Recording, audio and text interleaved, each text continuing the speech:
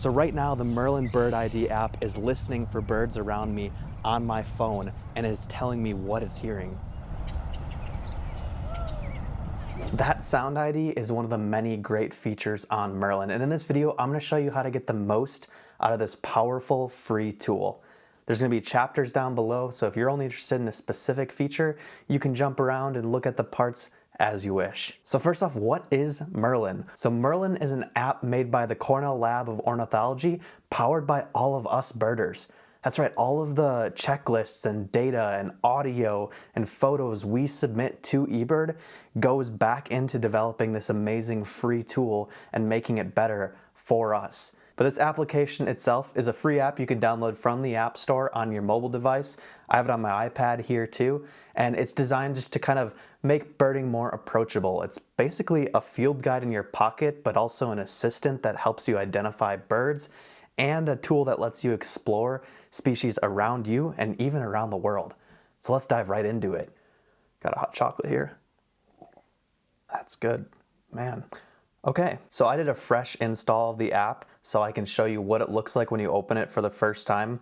You're gonna see a welcome screen and it encourages you to create an account, and I think you should because there's a couple of features that won't work unless you have an account through the Cornell Lab, but you can choose to skip it first and get right into the birding. So it's gonna go through a couple of things and get some permissions from you to work. So what you see here is a couple of their features. You have first at the very top, your bird of the day, then a number of tools to help you identify your birds, along with storage of your sound recordings that you've recorded in the past, and the bottom is the menu bar. You can flip between trying to identify birds, exploring birds, your life list, and then just viewing some of the settings. So we're gonna go part by part in this video. We'll start with the one right on the top, the bird of the day. Every single day, you're gonna have a bird that is possible to find in your area come up here. So your bird that you have for your bird of the day is not the same that everyone else has. It cycles, it's different. And so you can see for me, it's the Merlin. And so you can click on the picture or you can click on the bird itself and it'll pop up the species page for this bird where you can look through photos of this species, you can read some descriptions about it, you can listen to its calls, see its range map, and if you find the bird, you can hit found it. Okay, let's get into some of the ID features now. This is where Merlin seriously shines. We'll start with a step-by-step ID. This one is pretty straightforward. It asks you 5 questions to try and help you identify a bird you are seeing right now. And the questions it asks you should be things you're thinking about without this application as you're trying to identify the bird. So let's go into it. First, it's gonna ask you where you saw the bird. So I am gonna put Salt Lake City, if I could spell city right, because that's where I'm from. I'm gonna set the date to today. It's January 14th as I'm making this video. And we're gonna pick what size was the bird I saw. I'm not actually looking at a bird right now, but let's imagine I was looking at the birds out of my feeder this morning. The particular bird I saw was sparrow-sized or smaller, and I saw some yellow on it and some white on it. And then lastly, it's gonna ask me what was it doing. It was at my feeder, so I'm gonna hit eating at a feeder, and it's gonna create a list of possible birds that could have been the species that I saw. Okay, there's a couple of different results, but it was fairly certain that it was a lesser goldfinch, which I think is pretty interesting. That's totally correct. There were lesser goldfinch at my feeder this morning, but if you go to the overall list, you can see a bunch of possibilities that could have been your species. Okay, the next feature is sound ID, and I think the best way to showcase that is to actually go in the field. So I'm gonna switch over to me out birding for this particular segment. Okay, we're now gonna talk about sound ID, which I do think is Merlin's most powerful and most used feature. So on the phone, I'm just gonna hit sound right in the middle, and then it's gonna start listening, so let's be quiet.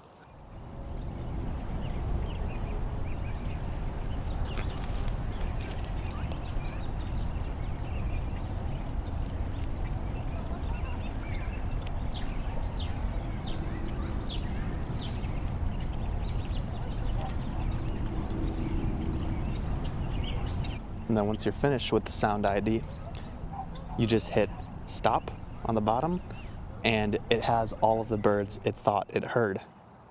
and you can compare the sounds too to what you were hearing, and you can play back and scroll through your audio file that was just recorded here. You could start another recording, and then if you do agree with one of the sound IDs, you can go and report it here with "This is my bird." I'll show you how to report in just a second though. That's pretty much it with the sound ID. It is super simple and really powerful. I even use it a lot today if I don't know what a sound is, or I want to get an audio recording and I'm a little unsure. I fire up sound ID and have it going, and then I'll put the bird I think it is on my eBird checklist. Oh, there's a song sparrow in front of me. But that is sound ID in a nutshell. Isn't that sound ID just wicked? It's seriously one of the best features of Merlin. It's good hot chocolate too. Okay, next feature we are diving into here is the photo ID, the last of its identification features. So I'm going to select photo here, and you have the option to take a photo or choose a photo. Let's do choose photo here, and we will pick this picture I took. I already know what this species is, but I'm going to zoom in till the bird is in the frame, and it auto-populates the date for me, which is pretty cool because it knows the metadata of that picture. And this photo was taken in Sandy, Utah. So let's see if we can find that. Perfect. Confirm that, and I'm gonna hit identify. And it nailed it. That is a Woodhouse's scrub jay. Now, obviously the clearer your photo is and the more of the bird you have in the photograph, the better job Merlin is going to do at identifying it for you. That is another great way to try and figure out what a bird is if you were looking at it. One disclaimer after I covered all of these great features and gave Merlin its well-deserved shine is that it is not perfect. The sound ID and photo ID is doing its best based on all the data it has and what you give it and the quality of sound recording it's getting. It's suggesting what it thinks it's hearing. A lot of the times it's right, but it is not right 100% of the time, so just use it with caution. If it suggests something that's really, really wildly like out of the blue, you should question it and try and use it as a second opinion or an aid to help you confirm what you're already identifying. Now, once you've used one of these methods to identify your bird, you can go ahead and report it if you'd like to. To do this, you do need to create a Cornell Lab account. That was one of the things I skipped earlier, but I did sign in now so I could show you this feature. And so we're gonna hop back to the bird that I saw on my step-by-step ID at my feeder today. So we had a lesser goldfinch at the feeder. And once I've confidently identified that this is my bird, I'm gonna hit "This is my bird." And it's gonna ask where I saw it. You long press to select a new location. I'm gonna say it was up by the Capitol is where I saw it. That's not actually where I had my feeder at, but if it's not a hot spot that is already pre-identified, and if I zoom out, I think there will be hot spots from eBird on here. Yeah, there are. Let's pick one of those actually. I'm gonna use the Salt Lake City Cemetery, and I will save my observation there. And so this bird is now saved, it's got a record that I did see it today at the Salt Lake City Cemetery, and it's put onto my life list if I didn't already have it. Now you can see because I've logged into my account, it looks like I've seen this bird 54 times. So it pops up a few cool stats for you too. You can also then go ahead and hit ID another bird and do the same exact process and submit another species. So what I just showed you there is how to report birds using Merlin, but you could also elect to use Cornell Lab's other platform, eBird, instead. That's a configuration you can flip in the settings to choose how to submit your birds. I'm not going to get into all the details and the differences between those two applications in this video. I think that warrants a whole nother separate video that I'd like to make someday. But a very quick summary, they're both apps developed by Cornell Lab. They work really well together but can be used separately. Merlin, on one hand, is more focused on identifying birds, but you can track it and submit birds one by one to kind of have a log of all of the species you've seen, whereas eBird is where you submit full accounts of the outings that you've been on to go birding. You put every single species you saw, all the ones you were able to identify, the counts of all those species to the best of your ability, because that data goes out to be used in a lot of Cornell Labs applications, the visualizations for like bird trends and populations. They're a little bit different purposes, but they can work very well together. Hot chocolate break again. I'm out now. So let's do a quick roundup of the remaining features on Merlin to wrap this video up. Next we have the Explore tab. Now the Explore tab, you can configure it to look at a couple of different areas. You can see right now it's looking for likely birds in my area. I've set it to Salt Lake City, and it's giving me bar charts on the frequency that they're seen throughout the year. So I can scroll through these. Let's jump on the black-billed magpie, and this is similar to your bird of the day that I showed you earlier. They have species accounts and pages for every single bird. So you can see different pictures of the bird. You can again look at the description, listen to its calls, look at its range, and you can also report a bird from here too. If you know what the bird is already, you can just search it and report it from here. Now this Explore page is really neat, and if you start to go into the settings in the top right, you can configure a lot of different things, which is awesome. Right now it's set to likely birds, and it's organized by most likely. You can flip the date to be a different date, or likely birds that you'll find year-round in this location. I prefer personally organizing my Merlin by family. I don't know why.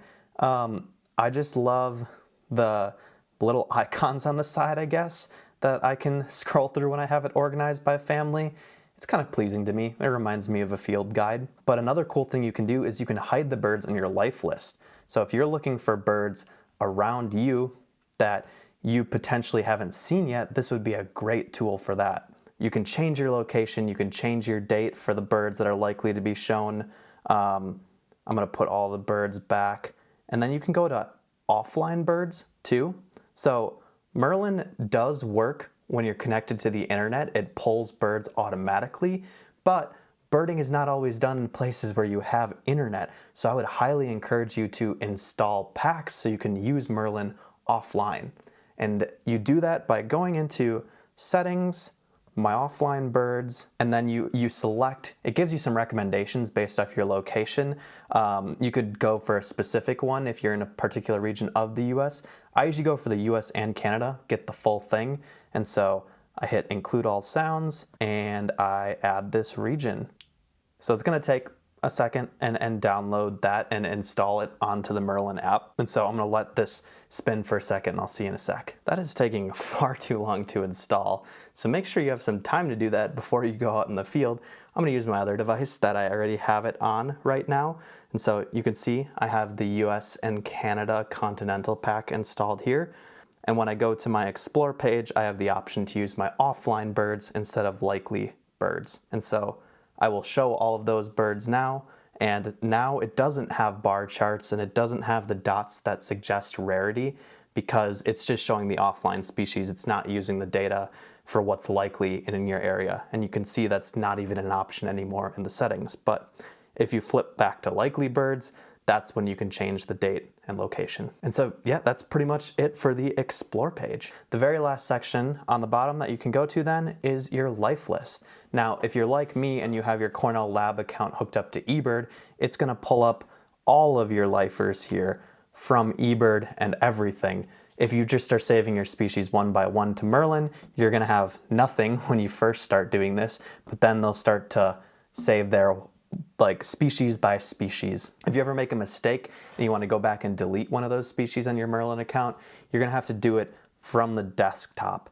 You'll have to go to your Cornell Lab account and delete that particular observation you had submitted. There's not too much else about your life list. It's just kind of tracking the birds you see along the way, and it's cool to be able to look back on the stuff you've seen recently as you start to tally those numbers higher and higher. But that's Merlin in a nutshell. In summary, Merlin is a phenomenal app that I recommend to all sorts of people who are mildly interested in birding. They don't even have to be serious birders, and I'm like, you should download Merlin, because for me, I kind of hope they're gonna latch onto it and really start to love the hobby. And I think it's such a great tool to help get people more into the hobby.